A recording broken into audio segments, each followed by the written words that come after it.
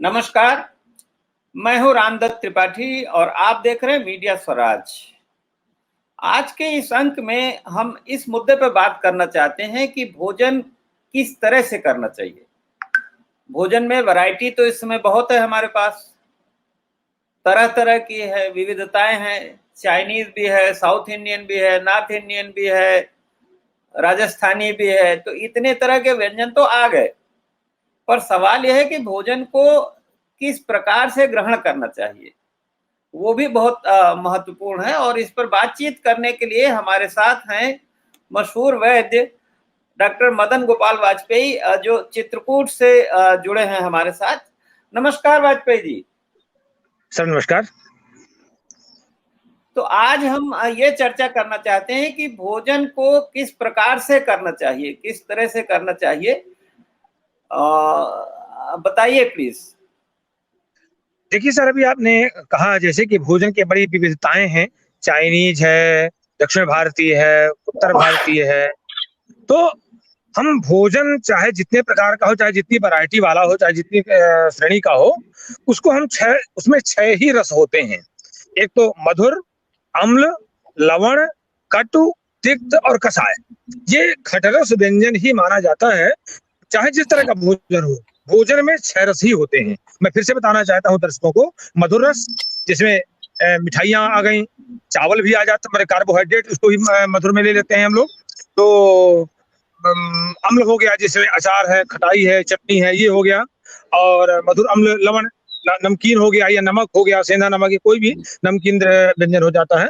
तो और जैसे मिर्च हो गया, आपका अदरक हो गया, और कसैला, तिक्त तिक्त भोजन, जैसे आजकल करुआ करेला। और मैं ये बताना चाहता हूँ कि तिक्त रस में जैसे लौकी है, वो भी तिक्त रस में आता है, नेनुआ, तुरई, ये भी तिक्त रस में आते हैं। इसी तरह से जो अब कसेला भोजन कौन सा करेंगे आप, तो जो जैसे तक्र है, मट्ठा, जो मट्ठा है वो अम्ल कसाय माना गया है, वो कसैला माना गया है। तो इस तरह से जो हमारे खटरस व्यंजन है, तो इसको कैसे सेवन करें, और इसको सेवन करने से हमारे पाचन तंत्र, इसको सही ढंग से सेवन करने से हमारे पाचन तंत्र को बहुत लाभ मिलता है। और देखिए, एक चीज और मैं बताना चाहता हूँ दर्शकों को कि एक रस का जो भोजन है, चर्चा हो रही थी, सेमिनार हो रहा था, चरक से लोगों ने पूछा, उनके शिष्य ने पूछा कि आखिर दुर्बलता करने में सबसे महत्वपूर्ण कारण क्या है, व्यक्ति दुबला कैसे हो जाता है, आप बताइए। तो चरक बड़ा सुंदर उत्तर देते हैं कि एक रसाभ्यासो दौर्बल्य कराणाम श्रेष्ठम।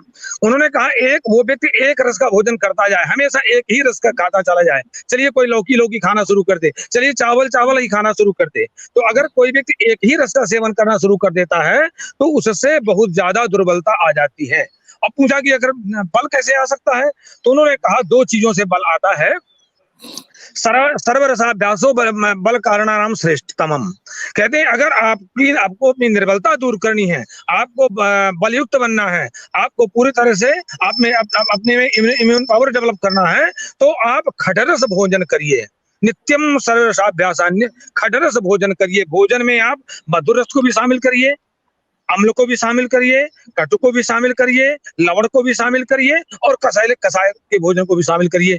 आजकल देखा जाता है कि मधुमेह रोगियों को ये लोग, आधुनिक जो चिकित्सक हैं, वो पूरी तरह से मिठाइयाँ या मधुर रस का सेवन बंद करा देते हैं। तो मैं देखता हूँ कि उन्हें बहुत जल्दी और बहुत ज्यादा कमजोरी धीरे धीरे करके आने लगती है। तो इस तरह से हमारा जो भोजन होना चाहिए, वो खटरस होना चाहिए, 6 रसों का समावेश होना चाहिए। और एक बात और एक चर्चा कर लेते हैं। भोजन खटरस तो हमारा हो गया, लेकिन भोजन हमारा समय पर होना चाहिए।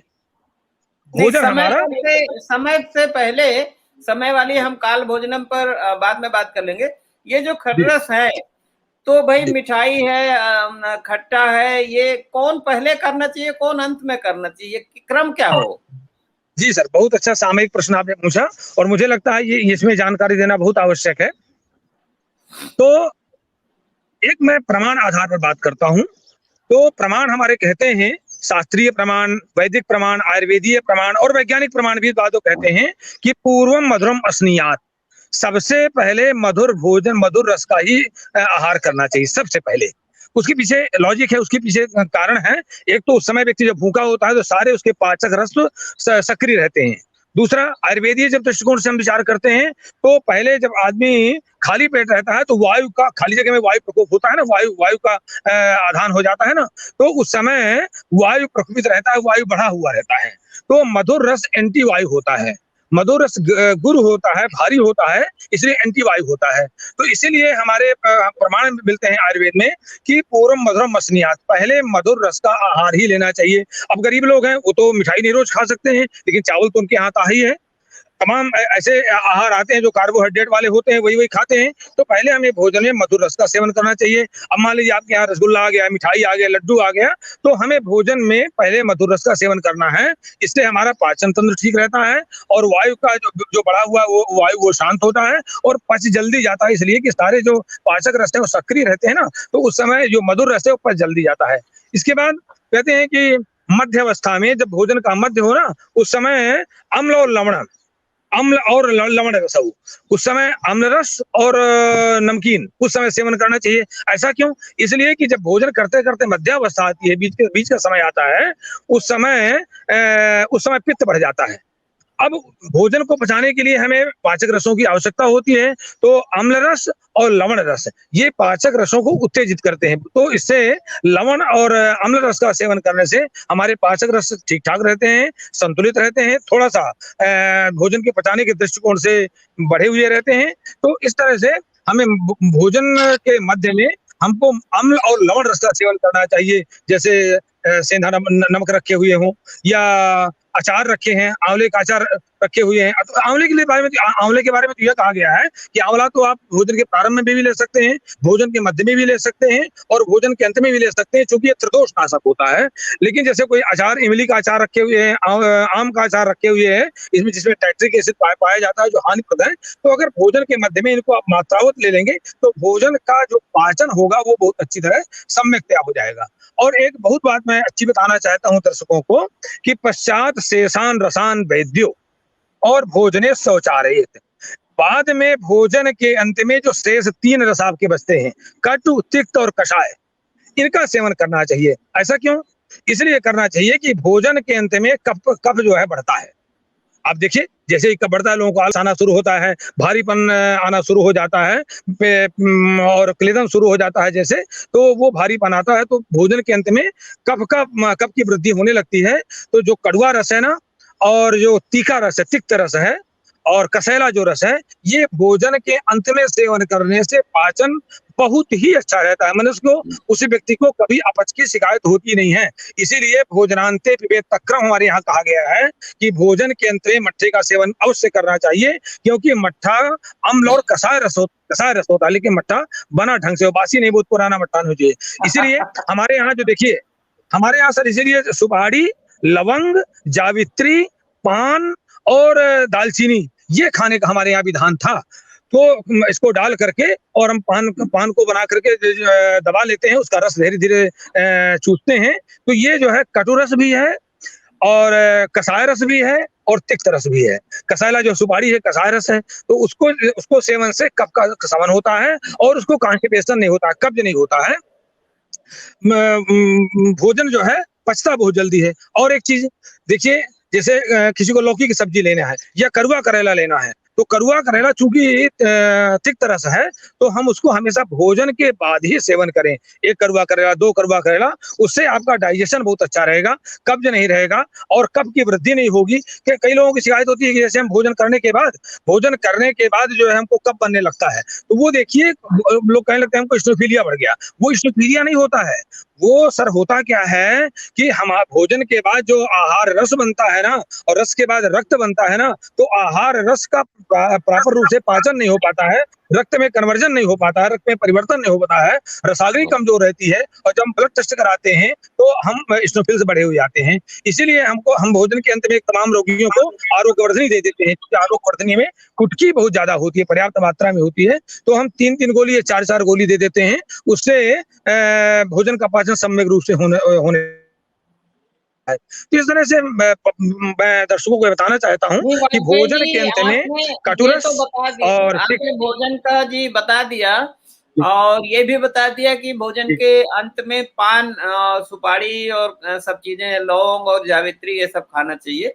भोजनांते ये भी है कि उससे मुख शुद्ध्यर्थम तांबूलम, उससे मुख शुद्धि भी हो जाती है, जो अनाज फंसा होता है वो भी चला जाता है। लेकिन कुछ लोग ये कहते हैं कि भोजन के प्रारंभ में अदरक और नमक या शायद नींबू भी डाल के, तो वो शुरू में खाने से कुछ रस ज्यादा बनते हैं, पाचक रस प्रारंभ में। हाँ जी सर, जी वो इसके लिए कहा गया जिनकी पाचन शक्ति बहुत कमजोर है ना, मैंने कहा नहीं, जिनकी पाचन शक्ति कमजोर है, एंजाइम्स कम बन रहे हैं, पाचक रस कम बन रहे हैं, उनके लिए भोजन आगे सदा प्रथम उसमें भोजन के आगे सबसे पहले औषधि बताई गई है, उत्तम औषधि सेंधा नमक और अदरक, ये हमेशा बताया गया है कि इसको आप ले सकते हैं, इससे पाचक रस बनने लगते हैं। लेकिन जब अगर हमारा सब कुछ ठीक, हमारा संतुलन ठीक है, तो हमको यही सेवन करना है। भोजन के प्रारंभ में मधुर रस, मध्य में अम्ल और लवण रस, और भोजन के अंत में तिक्त और कटु और कषाय रस हमको सेवन करना चाहिए। तो इससे हमारा यकृत भी बहुत अच्छा रहता है सर, और उनको गैस नहीं बनती है जो इस ढंग से सेवन करते हैं ना आजकल गैस की बहुत। एक सवाल और है मेरे मन में कि भोजन के साथ फल खाना चाहिए कि नहीं, और दूध लेना चाहिए कि नहीं? हाँ सर, ये प्रश्न बहुत अच्छा है, लेकिन ऐसा है कि भोजन, अनाज और दूध का कभी मेल बैठता नहीं है। अनाज हमेशा अम्लीय होता है और दूध हमेशा क्षारीय होता है। दूध क्षारीय होता है, अनाज हमेशा अम्लीय होता है, इसलिए दूध के साथ में अनाज बिल्कुल नहीं लेना चाहिए। लेना किनको है? जो बहुत ज्यादा शारीरिक श्रम करते हैं, जो बहुत ज्यादा जो पसीना निकाल देते हैं शारीरिक श्रम के, उनके लिए तो उपयोगी है। लेकिन जो व्यक्ति ज्यादा शारीरिक श्रम नहीं करते हैं, बिल्कुल नहीं शारीरिक श्रम करते हैं, उनको अनाज के साथ दूध सेवन नहीं करना चाहिए। दूध हमेशा रात्रि में सोते समय सेवन करना चाहिए, और वो भी भोजन के 2-3 घंटे बाद। और जहां तक फल की बात आती है, तो भोजन, देखिए भोजन तो हमेशा पकाया हुआ रहता है, और फल हमेशा कच्चे रहते हैं, कच्चे रहते हैं, हमारे अपक्व होते हैं, अग्नि के संयोग वाले होते नहीं। तो क्या है कि हमारे यहाँ 18 प्रकार के विरुद्ध आहार बताए गए हैं, जिसमें ये जो फलों को साथ में समेट लेना, सलाद को साथ में समेट लेना, ये विधि विरुद्ध आहार हो जाता है। और आज जो गैस के रोगी हैं, वो जो सर्वाधिक सलाद खाते हैं ना, उन्हीं को ज्यादा गैस होती है, क्योंकि वो गरिष्ठ है और अपक्व रस है, और पृथ्वी और जल महाभूत प्रधान सलाद। इसलिए अगर लेना भी है तो उसमें सेंधा नमक और अदरक कोई तमाम चीज डालिए, तब तो बचेगा। इस तरह से वैसे कच्चा सलाद आप मना करते हैं भोजन के साथ? जी, बिल्कुल मना करते हैं, और उससे चयापचय क्रिया बहुत ही बाधित होती है। देखिए, मैं फिर बताना चाहूंगा कि सलाद जो है विदेशों में, चूंकि वहाँ का भोजन में फाइबर तो होता नहीं है, वहाँ मांसाहारी लोग रहते हैं, तो इसलिए उन लोगों ने सलाद शुरू कर दिया कि 1 टुकड़ा, 2 टुकड़ा, 4 टुकड़ा फाइबर ले लीजिए। और भारत की जिस तरह से प्रकृति है, भारत का जिस तरह से मानव है, भारत के जिस तरह से वातावरण है, उस समय उनको जो है अगर सलाद लेने की बहुत इच्छा है, उसको पका लीजिए ना, आप उसको सब्जी के रूप में पका लीजिए और उसका सेवन करिए, तो उसको आपको डाइजेशन की, मैंने पाचन तंत्र आपका गड़बड़ नहीं होगा। मैंने कितने लोगों को स्निफिल्स वगैरह या खांसी और कफ की शिकायत और गैस की बीमारियां, पेट की बीमारियां, मैंने सलाद बंद करके ठीक की है। भैया सलाद बंद कर दीजिए आप, और वो ठीक हो जाते हैं। और कुछ ये भी रूल्स कुछ लोग पालन करते हैं कि कहते हैं कि भोजन के समय बोलना नहीं चाहिए, या कुछ लोग भोजन से पहले मंत्र पढ़ के भोजन को प्रणाम करते हैं, कुछ लोग थाली में ऐसे पानी घुमाते हैं और प्रणाम करके भोजन करते हैं। तो ये जरा बताइए कि बोलने का, बैठने का और उसको प्रणाम करने का क्या तरीका है? जी सर, आयुर्वेद में बहुत व्यापक रूप से चिंतन हुआ है भोजन करने पर, भोजन की विधि पर बहुत व्यापक रूप से शोध हुआ है, बहुत चिंतन किया है। उसने कहा है कि हमेशा भोजन को मौन होकर करना चाहिए। इसके पीछे कारण ये है कि जब हम बोलते हुए भोजन करते हैं, तमाम वायु जो है हमारे पेट के अंदर चली जाती है, और तनमना भुंजीत कहा है उन्होंने। जैसे आजकल लोग मोबाइल चलाते रहते हैं, टेलीविजन देखते रहते हैं, तो मन का बहुत बड़ा संबंध होता है ना शरीर से। तो क्या है कि जो इस तरह से भोजन करते रहते हैं, वो उनका पाचन तंत्र बिल्कुल ठीक नहीं रहता है, उनका शरीर को प्रॉपर पोषण नहीं मिलता है।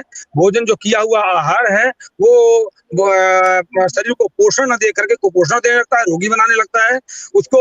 उसकी मानसिक स्थिति बहुत अच्छी नहीं रहती है, एकाग्रता नहीं रहती है। इसलिए आप जो है भोजन को एकाग्र होकर करना चाहिए। और जहां तक प्राणायाम की बात है, तो भोजन को ब्रह्म माना गया है, भोजन को शरीर के लिए पोषण माना गया है। प्राणभृतामन्नम ये प्राणों का भरण पोषण करता है। इसलिए हमारे देश में कृतज्ञता का विधान है, इसलिए भोजन को हम प्रणाम करते हैं। और सबसे बड़ा माथे में लगाने का विधान उसका इसलिए भी है कि हम उसे माथा लगा लें, मतलब जो हम भोजन करें तो दिमाग से करें भोजन, इसलिए हम उसको माथे में लगा लेते हैं। दिमाग ही तो आपके शरीर का जो है हमारे ड्राइवर है, वही से सारे स्विच चलते हैं सारे शरीर के अंगों के। तो बिल्कुल सही है कि अगर हम भोजन पर दिमाग लगाएंगे तो दिमाग फिर जो आंतों को उस समय ब्लड सप्लाई भी अच्छी देगा और उसको पचाने में पूरा ध्यान देगा, रस देगा। ये तो बहुत अच्छा हो गया। बस बहुत संक्षेप में मुझे आखिर में सिर्फ बता दीजिए कि कुछ लोग कहते हैं कि भोजन के बाद चलना बिल्कुल नहीं चाहिए, कुछ काम नहीं करना चाहिए, कुछ कहते हैं दाएं करवट लेटिए, कुछ कहते हैं बाएं करवट लेटिए, और कुछ ये कहते हैं कि भाई भोजन के बाद 100 कदम चलना चाहिए, भोजनांते शतपदम गच्छेत है। और कुछ वो कहते हैं कि after lunch sleep while and after dinner walk A mile. तो थोड़ा इसका बता दीजिए क्या है।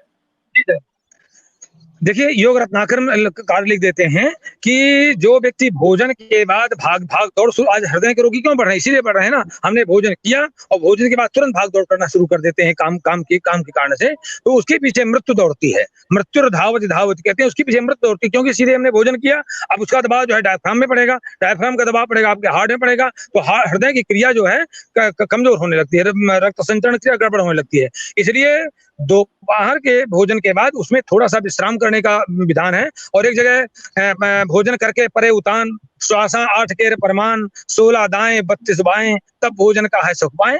तो ऐसा है कि जब भोजन करके तैयार हो, आप एकदम काम में नहीं लग जाना चाहिए, क्योंकि भोजन के बाद आप तुरंत आप काम शुरू कर देंगे ना, तो रक्त जो है आपके मस्तिष्क की ओर चला जाएगा, तो भोजन का प्रॉपर पाचन नहीं होगा। हमें भोजन करके बाद सीधे लेट जाना है, उतान कहते हैं सीधे लेटने को, और श्वासा 8 केर परमान, 8 श्वास जो है गहरी गहरी श्वास लेना चाहिए, और 16 दाएं, 16 जो है दाहिने करवट लेकर के लेनी चाहिए श्वास, और 32 बाएं, और 32 जो सांस है वो बाएं करवट लेकर के करनी चाहिए, लेनी चाहिए, और फिर काम में लगना चाहिए, गहरी सांस लेनी चाहिए। इससे के पीछे कारण ये है कि जिस समय हमारी दाहिनी श्वास चलती है, वो इस बात का प्रमाण देती है कि हमारी अग्नि ठीक है, हमारे में अग्निबल बढ़ रहा है, क्योंकि दाहिना जो स्वर है वो सूर्य का प्रतीक है, और जो बायां स्वर है वो चंद्रमा का प्रतीक है।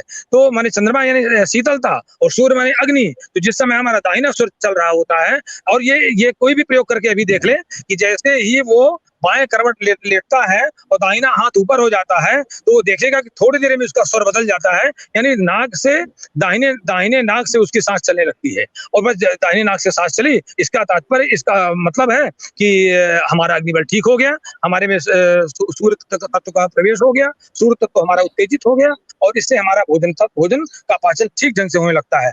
और जैसे मान लीजिए गर्मियों के सीजन में पहले एसी कूलर इत्यादि नहीं होते थे, तो लोग क्या करते थे, गर्मियों में सोने के लिए वो दाहिना करवट लेट जाते थे, वो बायां हाथ ऊपर करके और दाहिना हाथ नीचे दबा करके लेट जाते थे। तो क्या होता था कि उसके बायां सुर चलने लगता था, बाईं सांस चलने लगती थी, और अभी भी चलती है, तो उसको अंदर शीतलता महसूस होने लगती है, माने सूर्य चंद्र तत्व उसका जागृत होने लगता है। तो इस तरह से हमें इस तरह के नियमों का पालन करके हम आरोग्यवान रह सकते हैं।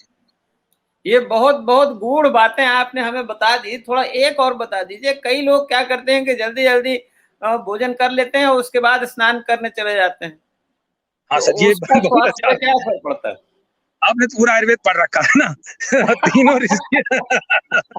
तीनों हमारे आचार्यों ने मना किया, क्या मना किया है।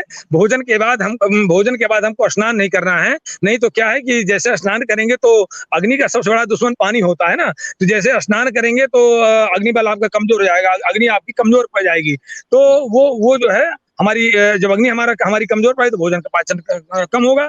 दूसरा, मैथुन नहीं करना है, तेजी से बोलना नहीं है, भाग दौड़ नहीं करना है। आजकल मैं दर्शकों को ये जरूर बताना चाहूंगा, आजकल रोग क्यों बढ़ रहे हैं। लोग 12 बजे भोजन कर रहे हैं, और मेरे पास तो बहुत सारे लोग चर्चा भी करते हैं आकर के कि जब रोगी बन के आते हैं, 12 बजे सर भोजन कर रहे हैं, इसके बाद गृहस्थ जीवन में आ जाते हैं, और इसके बाद तुरंत सो जाते हैं, जीवन भर रोगी बने रहते हैं। बताइए, भोजन के बाद आप जो है गृहस्थ जीवन में बिल्कुल नहीं आना चाहिए।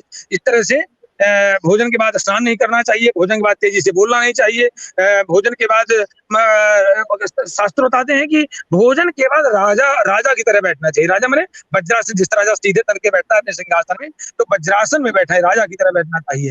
ये सुश्रुत स्पष्ट लिखते हैं इस बात को, योग रत्नाकर भी लिखते हैं, और हम लोग तो पालन करते हैं इसका कि भोजन के बाद थोड़ी देर वज्रासन, और वज्रासन में जैसे आप बैठ लेते हैं तो वो ऐसा हो गया कि भोजन का पाचन बहुत अच्छा हो जाता है। अभी आपने एक प्रश्न और पूछा था चलने की बात। रात्रि का भोजन करने के बाद तुरंत नहीं सोना है।